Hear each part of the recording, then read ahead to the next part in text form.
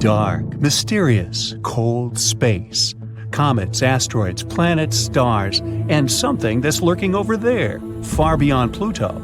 Yup, this could be the 9th planet of our solar system, the one people have been wondering about for centuries. IRAS, which stands for the Infrared Astronomical Satellite, collected interesting data back in 1983. It could be proof that Planet 9 is hiding there. No one knows if it really exists, but this discovery helped to build a model to understand this potential planet better. And in 2016, scientists found out that some small space objects in the Kuiper Belt were orbiting a bit oddly. The Kuiper Belt is the outer area of our solar system. It's a ring in the shape of a donut, filled with leftovers from the times when our solar system was forming. You can find this donut beyond Neptune. The objects in that region of space have weird orbits, almost as if a big body with strong gravity is pushing them away. Knock knock, Planet 9 again. The theory says it might be 5 to 10 times the mass of our own planet and up to 20 times further away than Neptune. The astronomical unit equals the distance between our planet and the Sun. Pluto is approximately 40 astronomical units from the Sun, but Planet 9, if it exists, is 400 to 800 astronomical units away. It would take 10,000 to 20,000 Earth years for this mysterious planet to make a single circle around the Sun. This makes it harder for us to catch this space body. There's a theory Planet 9 may have formed between the orbits of Jupiter and Neptune, similar to the rest of the gas giants in our solar system. The gravitational force of one of the two huge planets probably kicked it out of its orbit. Oh no. Then Planet 9 could get ejected further away from the 8 planets we know about. It ended up as some sort of icy waste, quite small at the beginning. But as time went by, Planet 9 has cleared its orbit of frozen pieces of rock and dust and finally formed into a real planet. Another theory says that this could be a planet another star lost on its way while it was passing near our solar system. In any case, Planet 9 probably doesn't reflect that much sunlight since it's so far away. And astronomers aren't sure where exactly they should look for it. Space is dark, mysterious, endless, obviously. But if we do find Planet 9, it will be the first solid proof there are more planets in our solar system than we thought. Moving on to an interesting exoplanet, located only 90 light-years away from us. An exoplanet is generally a planet located outside our solar system. This one has an atmosphere with water clouds. 1 year there lasts 24 Earth days, and the planet travels around a red dwarf star, which is way dimmer and smaller than our Sun. That's why, even though the planet is 8 times closer to its star than we are to our Sun, the temperature there is similar to that on our planet. This exoplanet has a size similar to Neptune. It's also less dense, which means it's mostly made of gas, unlike Earth, which is made of rock. The average temperatures there is 140 degrees, which makes it one of the coolest small exoplanets we've ever discovered. And the cooler the exoplanet is, the bigger the chance we'll find clouds in its atmosphere.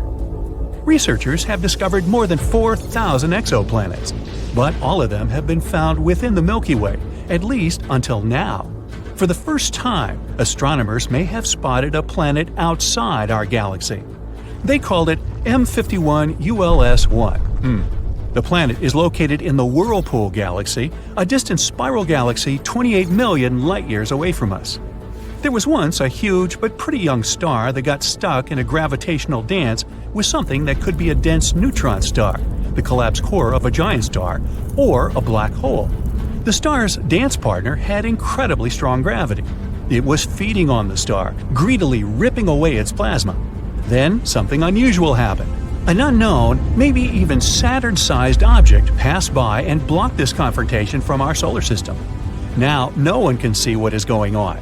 But this could potentially be the farthest planet we've ever discovered. There's a newly discovered planet outside our solar system. As large as Jupiter, it orbits 2 stars. And, as we can observe it from our planet, it crosses in front of them both. The full circle around these 2 stars, which means 1 year, takes approximately 200 Earth days. On the day of the discovery of the previous planet, scientists also found it had an unusual companion. It's an extra-hot Jupiter with an ultra-tight orbit around its star. The year there lasts only 1.9 Earth days. This planet has a weirdly shaped orbit. Also, it travels in the opposite direction from the rotation of its star. If you could travel 57 light-years away from our planet, you'd see something pink lurking in the darkness.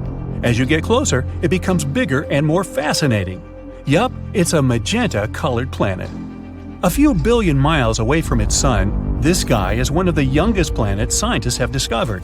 It's only 100 to 200 million years old.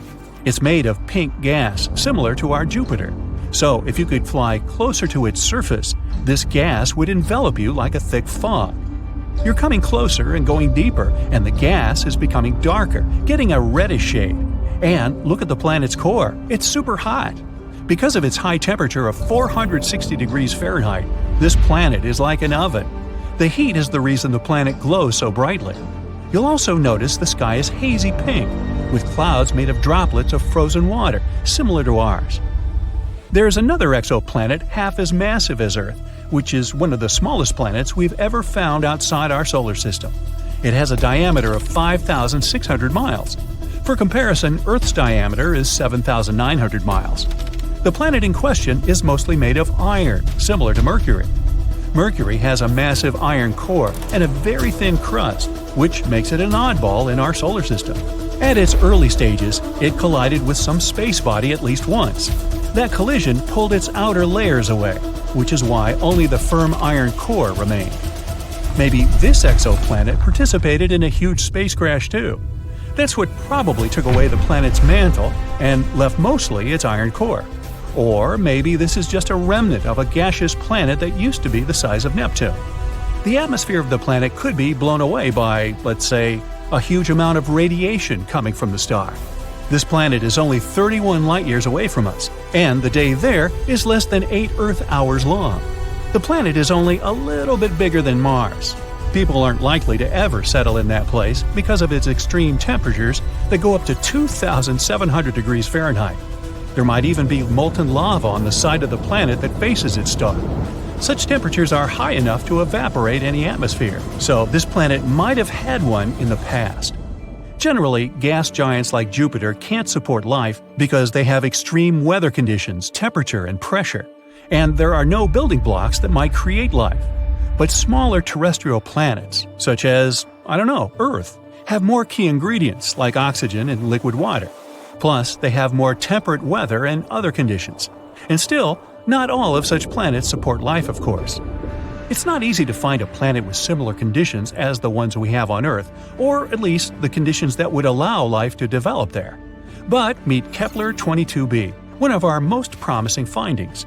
It's 600 light-years away from us, twice bigger than our planet, and with temperatures of about 72 degrees Fahrenheit. This is a so-called super-Earth. It's a category of planets unlike any we have in the solar system.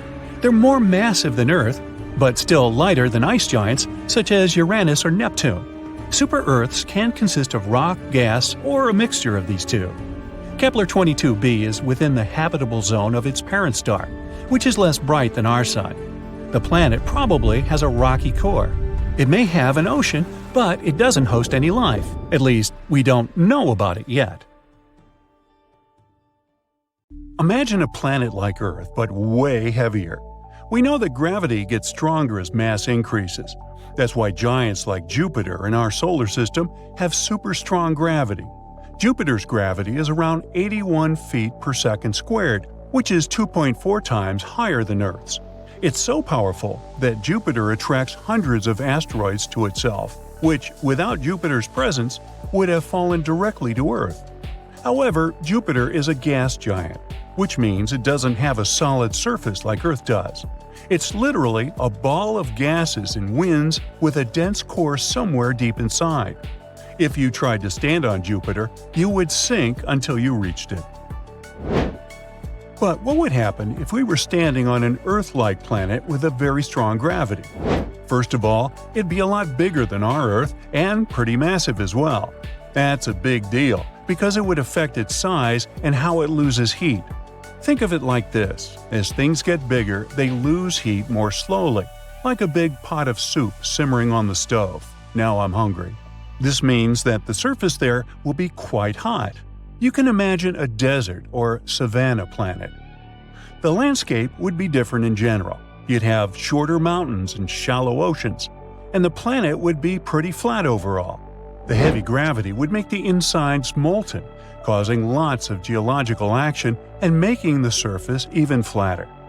The air on this hefty planet would be super thick because there's a stronger force pulling it down. Breathing would feel like inhaling soup, however weird that sounds. Also, winds and waves would be wild and powerful. And as for flying around, well, it would be tough on high-gravity planets. If we land our spaceship on it, it will be quite a headache to leave later. On the bright side, because the air is thick, the sky would have stunning colors. The sunsets and sunrises would be breathtaking. And when it comes to volcanoes, they'd stay quiet until the pressure reaches epic levels. That means volcanic eruptions would be rare, but crazy when they happen. After landing, of course, you would feel an incredible heaviness. It would feel like you're being squished down. Every step would be a workout, and even lifting things would be a challenge. And forget about jumping high or doing fancy flips. On this planet, your jumps would barely exist. Even breathing itself would be tough for us. So, if we wanted to live there, we'd have to adapt all our sports and games a lot. And climbing one of those short mountains would feel like climbing a never-ending staircase. Buildings would have to be short and sturdy as well, like squat little towers. Tall structures might easily collapse under the gravity's weight. And on a planet like that, even a little tumble could spell disaster. So the inhabitants would be mostly sturdy four-legged creatures, ensuring they stay steady and close to the ground. So any creatures living here would have to be built tough. The best example is the Elcor from Mass Effect. They're a species native to the high-gravity world Dakuna. When it comes to walking around, these creatures would have to choose between stability and saving energy. Fewer legs would be great for saving energy. In that case, they would move like a swinging pendulum, but they wouldn't be super stable. More legs have the opposite effects. These folks would also need beefy lungs to breathe, mighty hearts to pump blood against the gravity, and super dense bones. Their veins might even have muscles, like our arteries. And with so much oxygen around because of the thick atmosphere, these creatures could grow really big. In other words, if we lived on such a planet, we would all look like bodybuilders. The good news is, with all the extra effort, you get to enjoy more tasty food. You'd need the extra calories to keep up with a new lifestyle. That's what it would be like to live on a high-gravity planet. Now, what about the opposite, a planet with super low gravity? Instead of feeling grounded and heavy, you'd feel noticeably light and buoyant. To get a sense of how low gravity might feel, think about the sensation of jumping on a trampoline. When you leap into the air, you experience a brief moment of weightlessness before gravity pulls you back down. Now, imagine if that feeling of weightlessness never really went away. You'd feel incredibly agile. Every step would be a bit like walking on the moon, where you can leap great distances with little effort. One of the biggest differences on such a planet would be the climate and temperatures. Unlike the previous one, this lighter world might not be as effective at trapping heat. This could result in milder and more stable temperatures compared to Earth. Picture a world where every day feels like a pleasant spring day. Seasons might still exist, but the extremes of scorching summers and freezing winters would be much less pronounced. So outdoor activities would be a joy throughout the year. The landscape on a low-gravity planet would be a sight to behold. Mountains would rise to towering heights, their peaks seemingly brushing against the sky. These majestic landforms could reach far above the cloud layers. Valleys and canyons would be deep and sprawling. Breathing there would be a breeze, literally. With a thinner atmosphere, you'd find it much easier to inhale. Winds would be much gentler than on our planet. Storms would still occur, but they wouldn't be anything like what we have on Earth. Life on a low-gravity planet would be different as well. Plants could grow tall and slender, reaching for the skies. Trees might stretch to incredible heights. Animals would be tall and graceful, with long limbs and slender bodies. They'd move with elegance. Wings might be a common feature among them. They also could have developed specialized adaptations, like gas-filled sacs. If we were born on a planet like this, we would also be taller, slender, with quite fragile bones and very thin muscles, like that stretched boy from Charlie and the Chocolate Factory. As you can guess, this planet could be a paradise for sports lovers. Traditional games like basketball, soccer, and volleyball could become incredibly popular here and much more fun. People would be able to jump super high, do backflips in the air, and all sorts of cool moves. And activities like hiking, rock climbing, and even yoga would take on new dimensions. Performing acrobatics would be as natural as walking. And all the hard everyday tasks that require lifting and carrying would feel effortless. Architects and engineers would have a field day designing buildings in this world. They would be able to build very tall and elegant structures reaching the skyline. Our cities would be filled with towering skyscrapers and large windows. Flying and taking off the surface would be much easier. On Earth, launching a spacecraft into orbit requires a tremendous amount of energy. But on a low-gravity planet, escaping the atmosphere would be far less demanding, which means that humans would be able to travel more, and exploring space would become much easier and cheaper. Of course, all that means that transportation would also benefit from the low gravity. Air travel would be incredibly efficient, with aircraft gliding effortlessly through the thin atmosphere. Elevators in tall planets would operate with minimal energy consumption. And in general, since the planet is probably smaller than Earth, traveling there would be much faster. There might be some challenges, though, like fragile bodies and health problems. Also, we would probably get tired faster because of all of the muscle atrophy and other things. And perhaps the ecosystem wouldn't be as diverse as it is on Earth. But still, it looks like living on a low-gravity planet is much better than on a high-gravity one.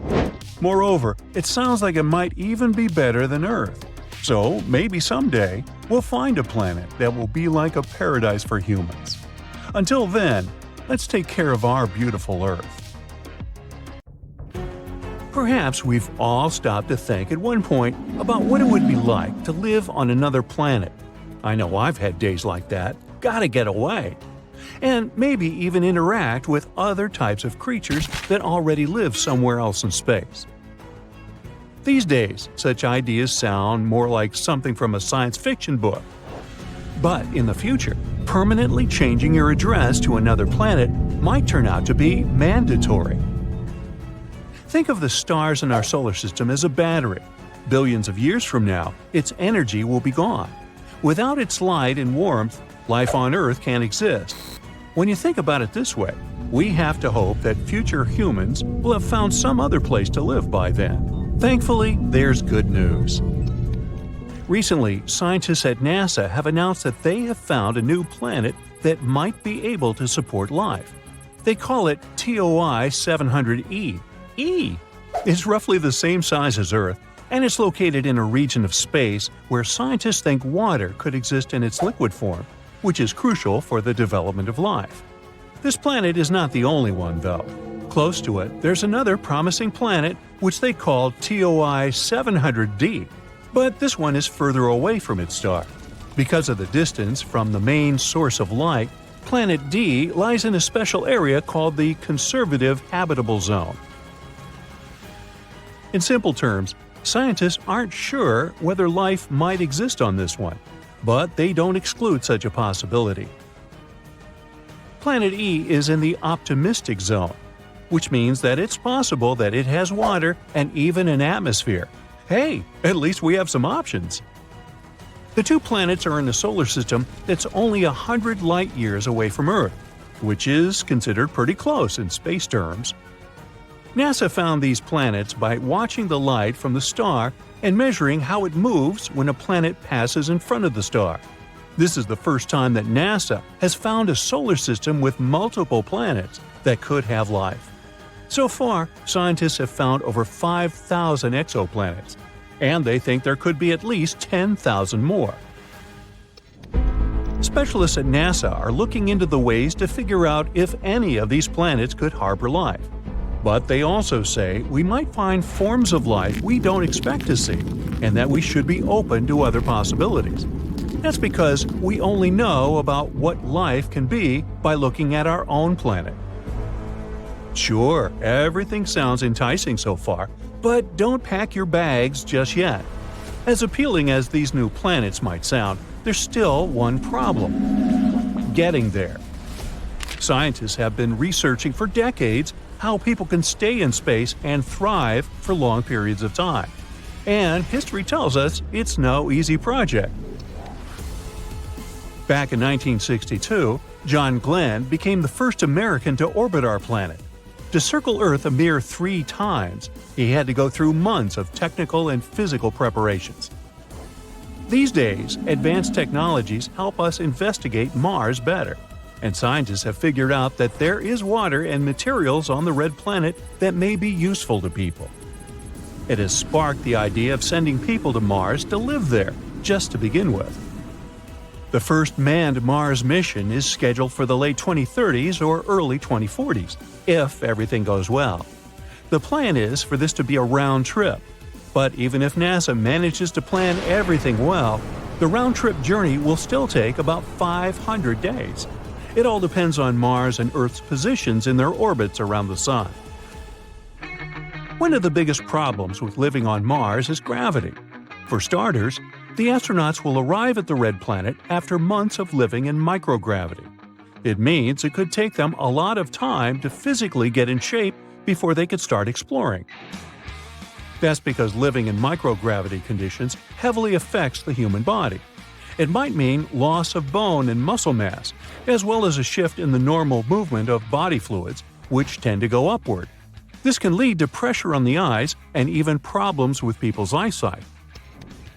But Mars is right here, in our own solar system. What about planets that are light years away? The answer is still up for debate. It may sound cool to travel really fast, like at the speed of light. So far, scientists believe it's not possible. Sure, we may have been able to create airplanes that travel faster than sound, supersonic aircraft, but it's not the same. There's quite a difference, actually. Light is about 1 million times faster than sound. Traveling at the speed of light would mean we could go from Earth to the Moon in 1 second, or from Los Angeles to New York in less than the blink of an eye. But what stops us, though? Some say it's energy. It may be possible to make something go really fast, but it'll take a whole lot of energy. In this case, engineers will need to find new ways to make things move in space. Right now, rockets use fuel that is similar to the gasoline you use in your car. But that's not very efficient when it comes to space travel. Other ways to push a spacecraft include using electric or magnetic forces. One promising idea is using a solar sail, which is like a large thin sheet of plastic that can be pushed through space by sunlight. Some spacecraft have already used solar sails, and scientists think they could go up to about 10% of the speed of light. If other planets in our solar system turn out to be inhospitable, and we can't invent spaceships that move fast enough, we might still have a choice. Secret Option C. It was first proposed by a scientist who wrote an interesting study about a special type of planet. It suggests that we might not need spaceships to move around and escape problems on our own planet. We could use planets that are not orbiting a star. They're called rogue planets. Ooh. Instead of gravitating toward a star, these lonesome space objects simply drift alone through space, doing their own thing. Think about it this way. Moving to Mars is like moving to an already furnished house. Regardless of how nice it would be, you would still have to adapt to it. You'd have to get used to how much light gets in through the windows every day, and to climbing up and down the stairs to get to the living room. Moving to a rogue planet means we'd start from scratch, building our own house from the ground up, perfectly adapted to our needs. Free-floating planets are usually seen as cold, dark, and not suitable for life. But if they have underground resources, they can be useful. They offer a constant surface gravity, a lot of space, and resources. They can also provide water and protection from space radiation. If we become an advanced enough civilization, we might be able to control the planet and even create new types of energy. So the next question would be where we could find such a rogue planet. It's hard to know how many of these there are in the universe, but scientists have found a bunch of them in one region of the Milky Way galaxy. Some rogue planets have been kicked out of their own solar systems because they were bad. No, not really. It was because of gravity, while others might have formed on their own. Either way, we don't want rogue planets to get too close either, at least not in the near future. The chances of a rogue planet entering our solar system are extremely low. But if it did, it could mess things up for us. Depending on its size, a rogue space object might divert other planets off of their course around the Sun, which could alter their exposure to light and warmth. And if it crashes into the Earth, well then that would be a bad thing too. For decades now, scientists have been discovering new planets outside our solar system. By 2023, we've found more than 5,000 of them, and many of these exoplanets could potentially even have life.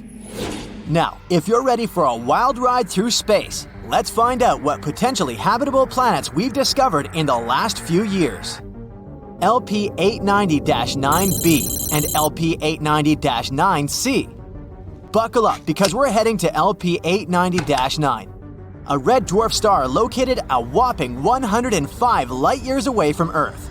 This star is quite cool compared to our Sun, in terms of temperature, of course. It has a temperature of about 4,700 degrees Fahrenheit. Now, this little guy may be small, but is packed with surprises. For example, 2 exoplanets orbiting around it. Moreover, both of these planets are likely terrestrial, meaning they are rocky, just like Earth. First up, we have LP90-9b, which was discovered in 2022 using the TESS telescope and later confirmed by the Speculoos telescope. This planet is a super-Earth, weighing in at about 13 times the mass of our own planet. It's also slightly bigger than Earth, with a radius about 1.3 times larger. And if you thought Mercury's orbit around the Sun was quick, just wait until you hear about LP890-9b. It takes about 3 days to complete one lap around its star. Imagine falling asleep in freezing winter and waking up in hot summer. But the real showstopper here is LP890-9c. This one was discovered by the Speculoos telescope. It's a bit further out from the star and takes a leisurely 2.5 times longer to orbit than LP890-9b. It's also a bit larger than Earth. But its real claim to fame is its location within the habitable zone of its star. That means it could potentially have liquid water on its surface and a climate suitable for life. Now this planet becomes a prime candidate for studying its atmosphere using the James Webb Space Telescope. But hold on.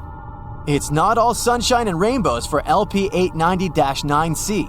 It's also really close to its star, meaning it's full of radiation that could potentially make it less habitable. And to top it off, it's tidally locked, just like our moon.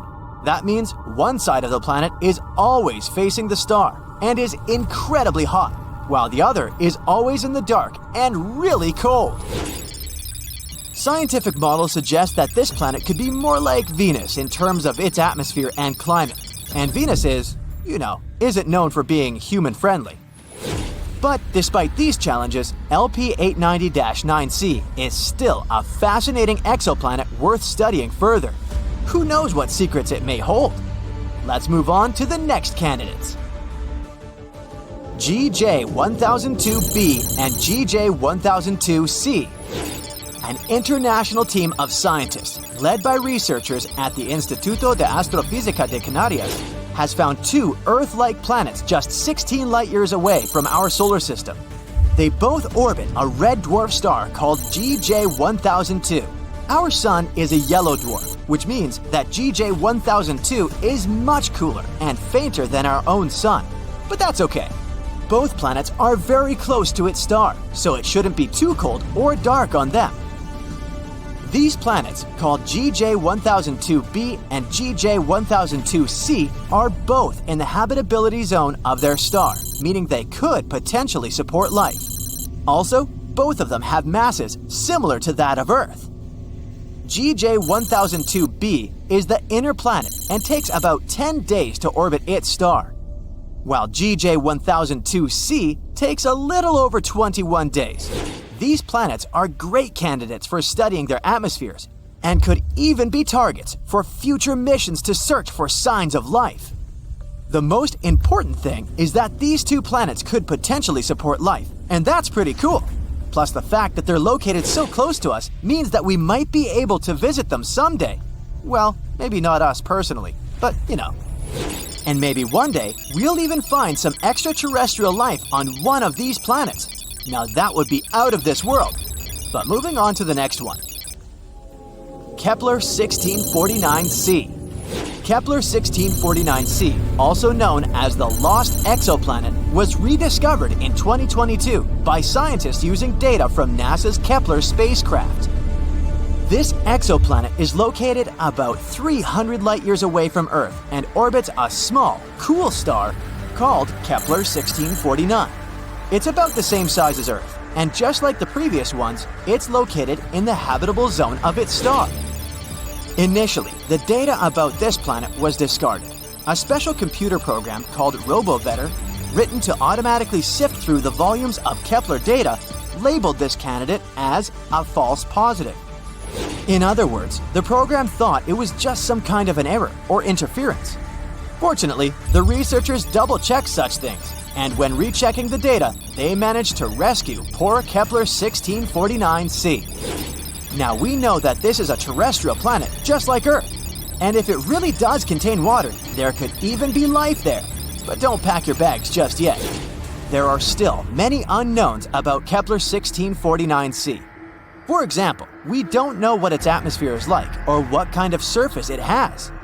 It's also possible that the planet is tidally locked, just like LP 890-9c. That would be, unpleasant. That's why Kepler 1649c is definitely worth further study. Maybe it turns out to be a perfect place for us to set up a vacation home in the future. Just make sure to bring plenty of sunscreen since the planet is pretty close to its star and things could get pretty toasty. Kepler 1638b. This exoplanet is located about 5,000 light-years from Earth in the constellation Cygnus. It's also located in the habitable zone of its star. It was discovered in 2020 by the Kepler spacecraft through the process called transiting. They basically take a bunch of photos of the star at different times. After that, the programs analyze these photos and look for small spots and dots on them. These tiny dips in brightness may mean that a planet was passing by the star. Kepler 1638b is a bit of an oddball compared to most exoplanets we've found so far. It's about 4 times the mass of Earth and has a radius about 2 times that of Earth, making it a super-Earth exoplanet. Its orbital period is about 260 days, which is quite close to our Earth, and that's great. Finally, at least somewhere, winter and summer will flow normally. Kepler 1638b could have some liquid water there. That's why it's also a good candidate for further study, to see if it could potentially support life. Let's hope that we'll find out more about this planet in the future. And finally, the last one. Kepler 438b. Kepler 438b is an exoplanet located approximately 640 light-years away from Earth in the constellation Lyra. It was discovered in 2015 by the Kepler Space Telescope. One of the most interesting things about Kepler 438b is its size and location. It's about the same size as Earth and also orbits within the habitable zone of its star. But there are a few catches. For one, Kepler 438b orbits around a red dwarf star, which are known for their high levels of solar radiation and flare-ups. This could make the surface of the planet too hostile for life as we know it. In addition, Kepler 438b has a much shorter year, only around 35 Earth days long. This could lead to extreme temperature fluctuations on the planet's surface, but maybe It's home to some hardy extraterrestrial life forms that have adapted to its unique conditions. Or maybe not. Either way, it's definitely worth keeping an eye on. This is a small list of exoplanets that we've discovered in recent years. Now, with the use of new technologies, we'll be able to find new exoplanets much more often. Let's hope that at least a few of them will really be inhabited. If you look at Earth from space, you'll see a blue planet. Almost 70% of its surface is covered with water. But if you gathered all the water into a sphere, it would be just barely big enough to cover Texas. Wow, what a big water balloon that would make. Scientists are almost certain that our planet once had 2 moons. At some point, long ago, one of them crashed into the other moon, which is now Earth's only natural satellite. Until recently, there was one more object orbiting our planet. It was a temporary mini-moon called 2020 CD3. This tiny space rock was pulled into our orbit more than a year ago. Astronomers believe the mini-moon left Earth's orbit in March. See ya! In July, when we're further from the Sun, the world is warmer overall than in January when we're closer to it. This is because, with Earth's tilt of its axis, there's more dry land in the northern half of the planet than the southern half, and land tends to heat up more than water. During the northern summer in July, more land is heated up than January, so the planet gets a little warmer at this time, even though we're further from our source of heat. What's on the menu? Astronauts tasted the first food grown and harvested in space in 2015. It was red romaine lettuce that had been growing in a special chamber for 15 months. Salad days in space. Mount Everest might be getting all of the attention, but Mauna Kea in Hawaii is, technically, the tallest mountain in the world. Measuring from base to summit, the only thing holding Mauna Kea back from the title is that it's mostly underwater. The Earth has 3 main layers, 2 parts of the core, the dense, hot inner core, and the molten outer core. Then comes the mantle, and then follows the thin crust, the surface that supports life as we know it. At least that's what we thought, because now scientists have found a new, mysterious layer located deep within the solid inner core. Earth's inner core is approximately 2/3 the size of the Moon and made of nickel and solid iron. It's burning hot. The temperature at the center of our planet is the same as at the surface of the Sun. Now, any place that gets very little water each year is considered a desert. And because Antarctica is roughly as big as the US and Mexico combined, it actually wins the title of the largest desert in the world. Now, one scientist has a theory that a substance existed in ancient microbes before chlorophyll evolved on Earth. That's the stuff that makes plants green. This earlier substance reflected sunlight as red and violet colors, which combined to make purple. Now, if true, the young Earth may have been teeming with strange purple-colored critters before all the green stuff appeared. The rocks, metals, and other minerals and things that make up the planet are packed into the ground more tightly in certain places than in others. This has surprising consequences. Gravity varies slightly, depending on where you are. You weigh 0.5% less standing at the equator than you do at the poles. How high up you are also has an effect. So, if you were at the top of Mount Everest, you'd also weigh slightly less. Hey, don't look down. The Hudson Bay of Canada is a gravitational anomaly. This area has lower gravity than any other place on Earth. Water bears, also known as moss piglets, are cute little creatures with 8 legs and squashed-up heads. Despite their microscopic stature, they can basically survive anywhere. They prefer bits of wet moss or the bottom of a lake, but they won't complain if you put them somewhere really uncomfortable. They can endure extreme cold and incredible heat and survive both huge pressure and high radiation. Some of the little bears once even managed to survive unprotected in outer space for 10 days without a problem. Ooh, that is tough. They handled all these things by rolling up into a ball and hibernating, which reduces their need for oxygen and food. Now, there's no solid land under the North Pole. All you can see there is sea ice. Oh, by the way, the gravitational pull is stronger at the poles, and if you travel there, you'll weigh a bit more, besides all the heavy warm clothes you're wearing. 99% of gold ended up in the center of the planet several billion years ago, attracted by the iron in Earth's core. That's enough to coat the entire planet's surface of the stuff. And if all those meteorites hadn't later smashed into the ground, bringing extra amounts of gold, it would be even more rare. If two pieces of the same kind of metal touch in space, they bond and get stuck together. It doesn't happen on Earth because water and air keeps pieces apart. Now, it turns out we live inside the sun. Well, sort of. Its atmosphere stretches far beyond its visible surface, and even though Earth is far away from the star, it's still within the reach of the sun's atmosphere.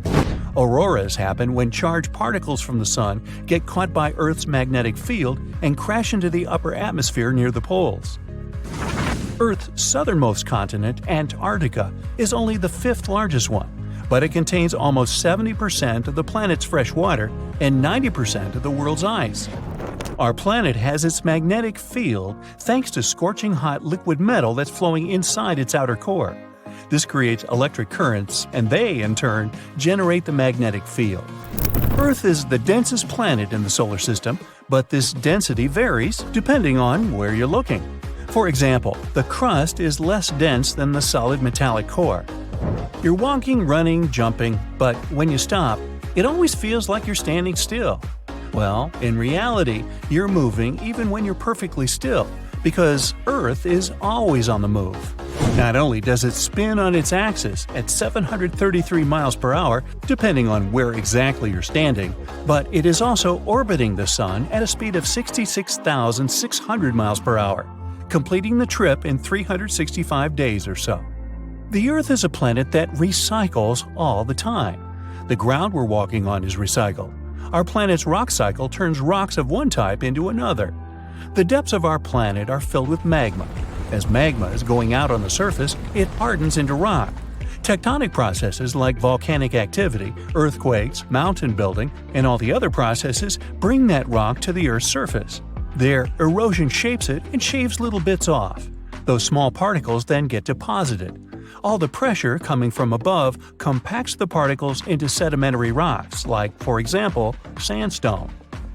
The biosphere under the seafloor is growing extremely slowly compared to life on the surface. Cell division happens every 10 to 1,000 years. Something's different about the Earth's axis. Climate changes and melting glaciers, mostly in the regions like the Himalayas and Alaska, made the axis shift. Our planet has two kinds of poles. The first are the south and north magnetic poles. They affect things like drift and navigation. The axis that the Earth is spinning around is another kind of pole. It shifted a little bit over time, but we don't know exactly why. No matter how large an earthquake is, no human could ever feel an earthquake on the opposite side of the Earth, although some people claim they did. The Earth absorbs heat from the sun, mostly on the surface. The heat doesn't spread equally on all parts of the Earth. One side of the planet, the Pacific Hemisphere, is losing heat more quickly than the other, the African Hemisphere. This happens because land traps more heat than the surface under the ocean. The seafloor is way thinner than the landmass. Also, the temperature caused by the heat coming from inside the Earth is getting lower because of huge amounts of cold water above it. If you could take all the water droplets in clouds and bring them to the surface, you could cover the planet with a liquid layer as thin as a human hair. It doesn't seem like a lot, but this water is crucially important for climate. We'd have warmer temperatures if it weren't for the clouds. And every 200,000 to 300,000 years, our planet goes through a magnetic pole reversal. It's not an instant process, though. It can last hundreds or even thousands of years.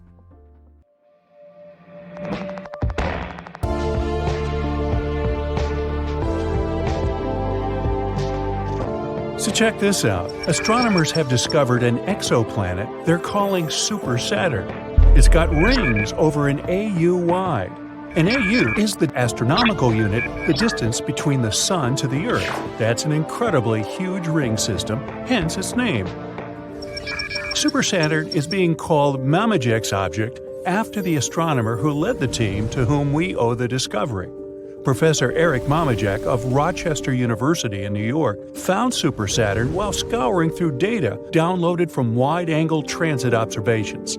WASP is the acronym for Wide Angle Search for Exoplanets. It's an ingenious project developed in the year 2000 by astronomers at Queen's University in Belfast, Northern Ireland, and St Andrews University in Scotland. Using 4 telescopes, the CCD video cameras on the scopes record the slight dimming of starlight caused by objects passing in front of stars.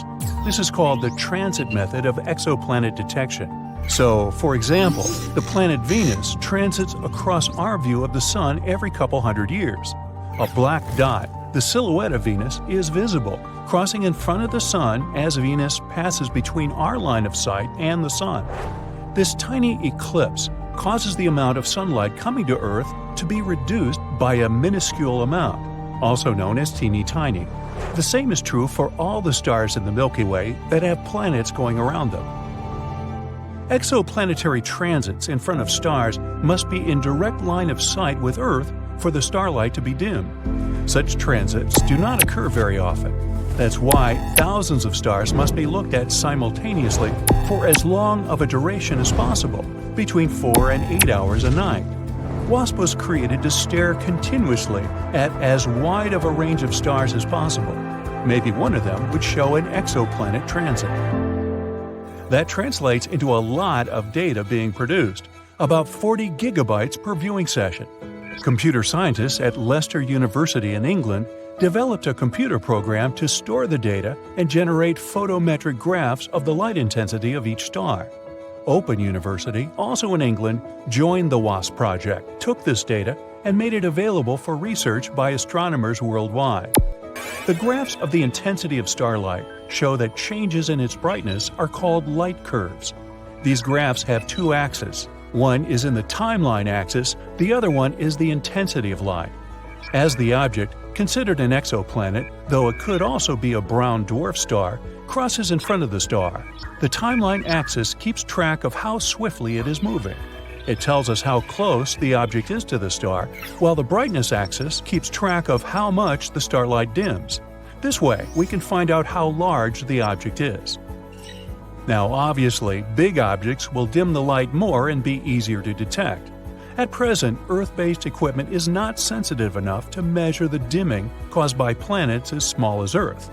Neptune's size and larger ones are the limit for WASP. However, the James Webb Space Telescope, which is now in operation, has a much greater sensitivity and will be able to resolve the transits of Earth-sized exoplanets. Now, I know you want me to get to Super Saturn, but there's something else you should be familiar with before we get there. If the exoplanet has an atmosphere, or, in the case of Super Saturn, a ring system, the starlight from the star the planet is transiting will shine through the atmosphere or ring system, and that can be detected too.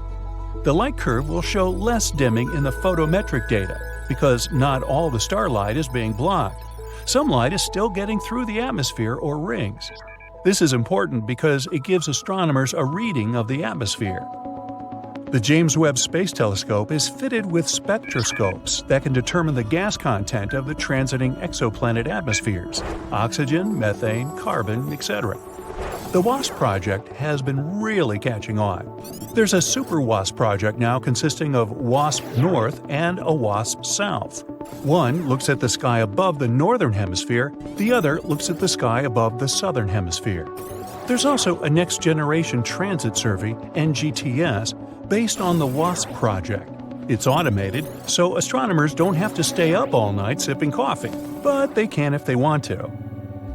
Located at the European Southern Observatory in the Atacama Desert in Chile, the NGTS scans millions of stars and has discovered over 100 exoplanets, down to a size as small as 3 times the size of Earth.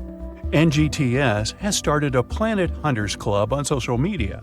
Citizen scientists can search the online database of light curves and perhaps discover your very own exoplanet. What had been a strictly British effort started by 1 or 2 astronomers is now a worldwide phenomenon.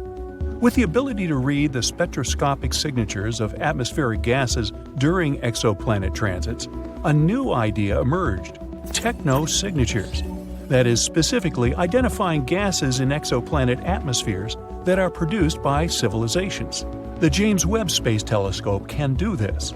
Gases from pollution, such as chlorofluorocarbons (CFCs), can be seen spectroscopically if present. Tritium from fusion reactions, if they have them, can also be detected, along with heat patterns from cities on the planet's surfaces. Technosignatures is a recent concept that originated after the WASP project started. Who knows what it will turn up? Now let's get back to Super Saturn. The star that Super Saturn orbits is J1407, a small, dim, sun-like pre-main sequence star of the 13th magnitude. Huh? Well, the human eye can only see stars to about the 6th magnitude, and each magnitude is 2.5 times dimmer than the previous one. So it's not an exceptional star, just another telescopic star out there in the Scorpius-Centaur region of the night sky. J1407 is a young star that hasn't yet settled into its stable, long-duration phase. This is important because Super Saturn, officially J1407b, is showing signs of having a ring system in an early stage of development.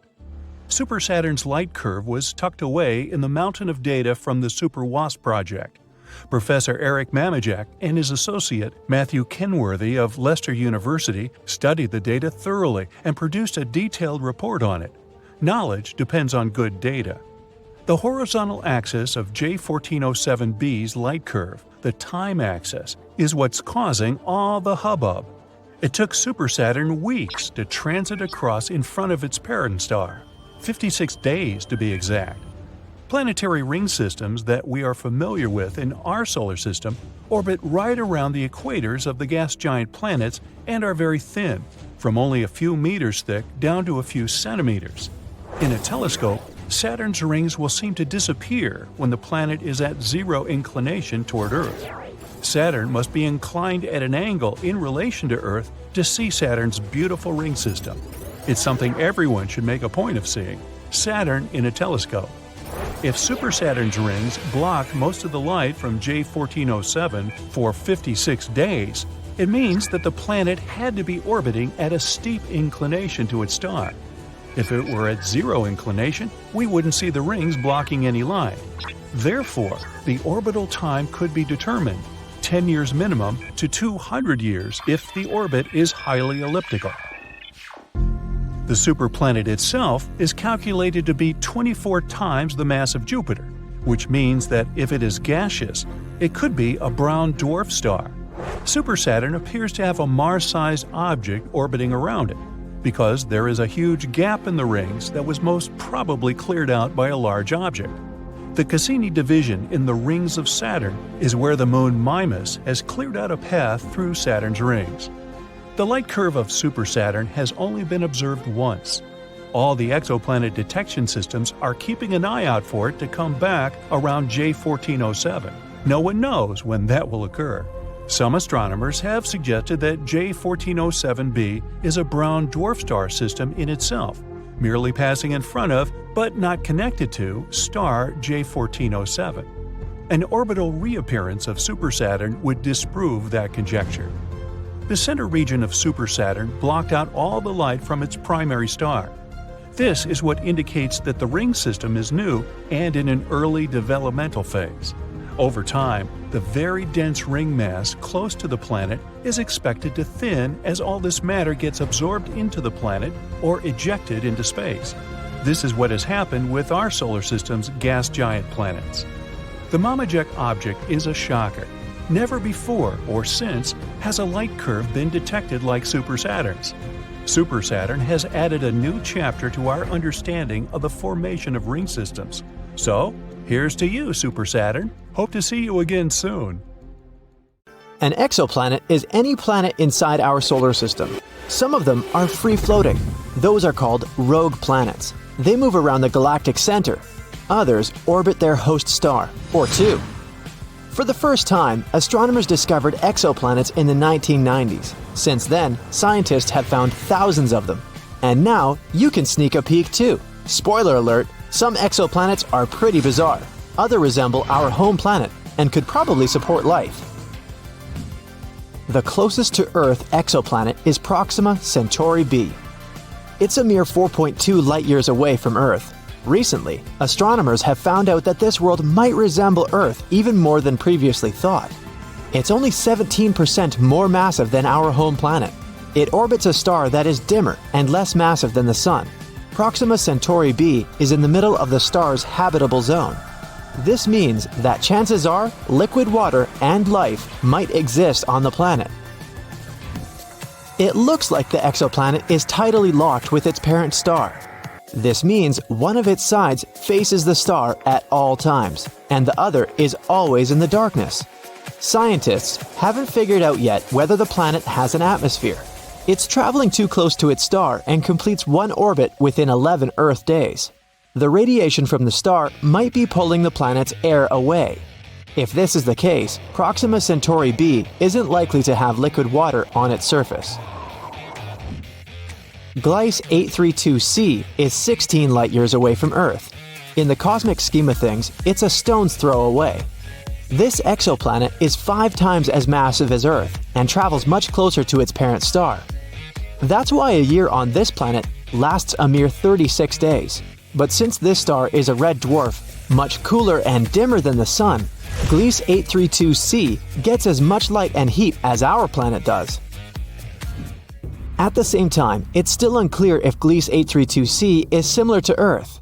It probably has a much thicker atmosphere that creates a runaway greenhouse effect.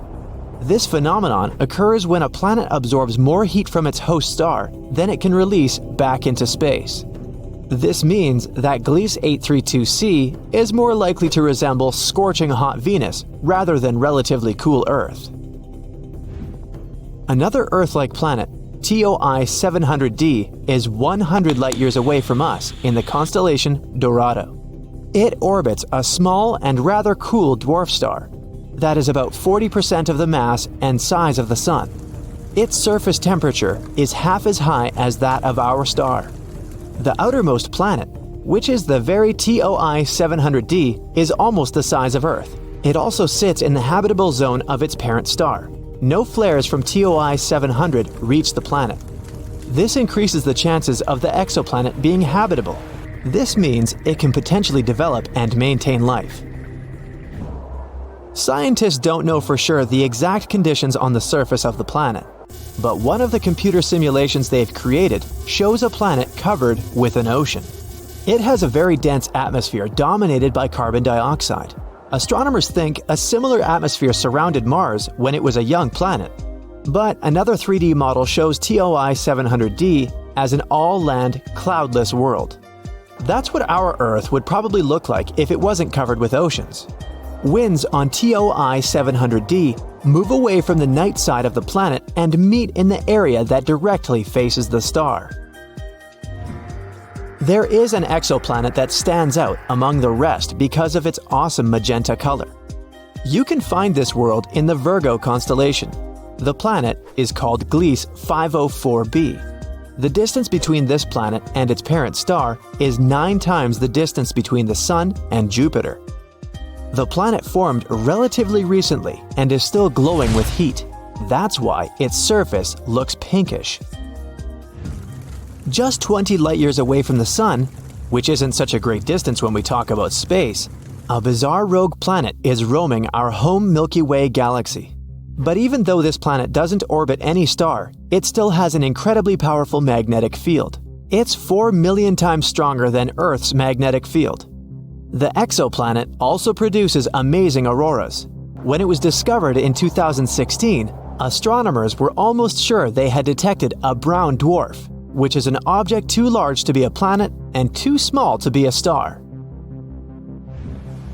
But later, scientists received proof that the space object wasn't big enough to be a brown dwarf. The planet sure is a mammoth among its peers. It's 1.2 times as wide as the largest planet of the solar system, Jupiter, and more than 12 times as heavy. Astronomers think the exceptional strong magnetic field helps the planet produce the auroras. But the most curious thing is that they're generated in a different way than auroras on Earth.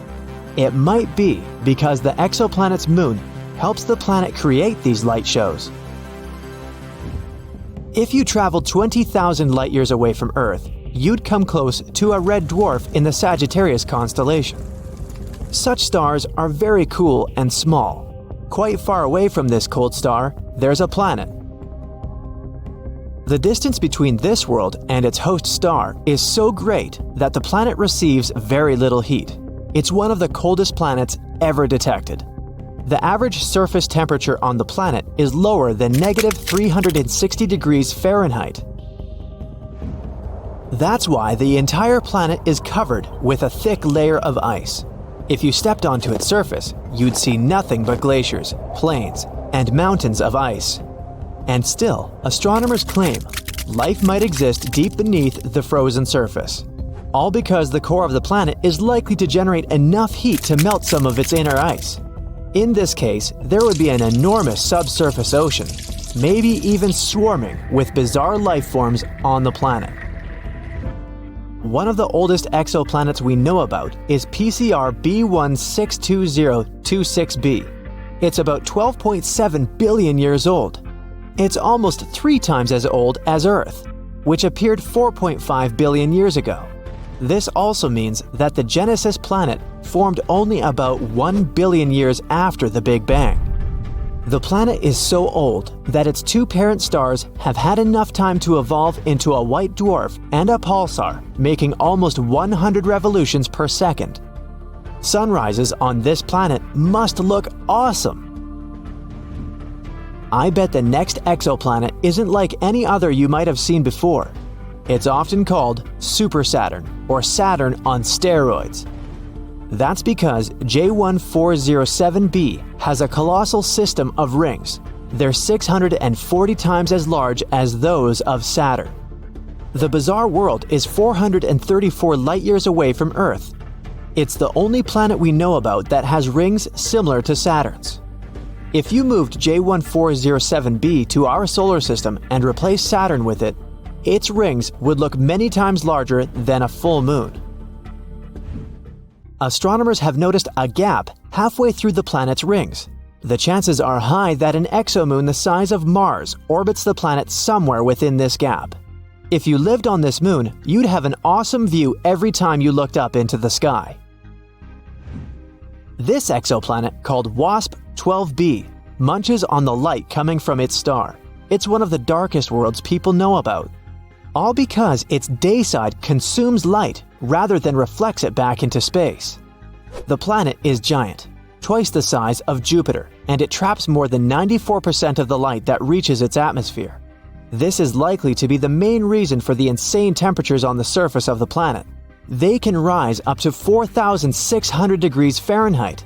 It's almost half as hot as the surface of the Sun.